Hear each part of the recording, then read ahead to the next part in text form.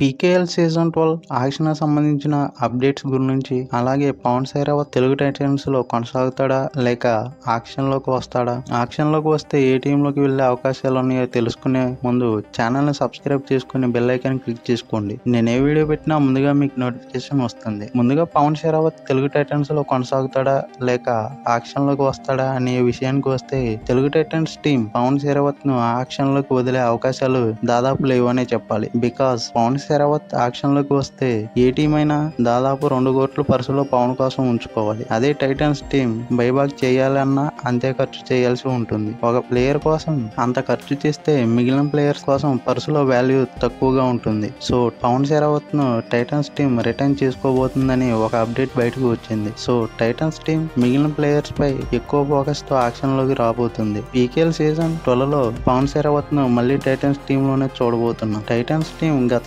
Seasons తో పోల్చుకుంటే PKL season 11 లో సాలిడ్ పర్ఫార్మెన్స్ ఇచ్చింది. ఇక పీకేఎల్ సీజన్ 12 ఆక్షన్ ఎప్పుడు స్టార్ట్ అవుతుంది అనే విషయానికి వస్తే, పీకేఎల్ సీజన్ 11 ఆక్షన్ ని ఆగస్ట్ 15 అండ్ 16 నిర్వహించారు. అదే పీకేఎల్ సీజన్ 12 ఆక్షన్ కి సంబంధించి ప్రో కబడ్డీ వెబ్సైట్ లో ఎలాంటి అఫీషియల్ అప్డేట్ అయితే లేదు. బట్ కొంతమంది అప్పుడు జరుగుతుంది ఇప్పుడు జరుగుతుంది అని ఏదో ఒక డేట్ చెప్తూ ఉన్నారు. బట్ అఫీషియల్ గా అయితే ఎలాంటి అప్డేట్ రాలేదు. మేబీ ఐపీఎల్ కంప్లీట్ అయిన తర్వాత ఉండొచ్చు. అఫీషియల్ గా డేట్ వచ్చినప్పుడు కన్ఫామ్ గా ఫుల్ ఇన్ఫర్మేషన్ తో మీ ముందుంటాను. అప్పటి వరకు ఐపీఎల్ కి సంబంధించిన వీడియోస్ మన ఛానల్లో వస్తూ ఉంటాయి. మీకు ఇంట్రెస్ట్ ఉంటే ఈ వీడియోస్ ని చూస్తూ ఎంటర్టైన్ అవ్వండి. కబడ్డీ, క్రికెట్ కి సంబంధించిన update, match reviews and match production లాంటి స్పోర్ట్స్ వీడియోస్ వీడియోస్ మన ఛానల్లో వస్తూ ఉంటాయి. సో ఛానల్ కనెక్ట్ అయి ఉండండి. Thank you for watching.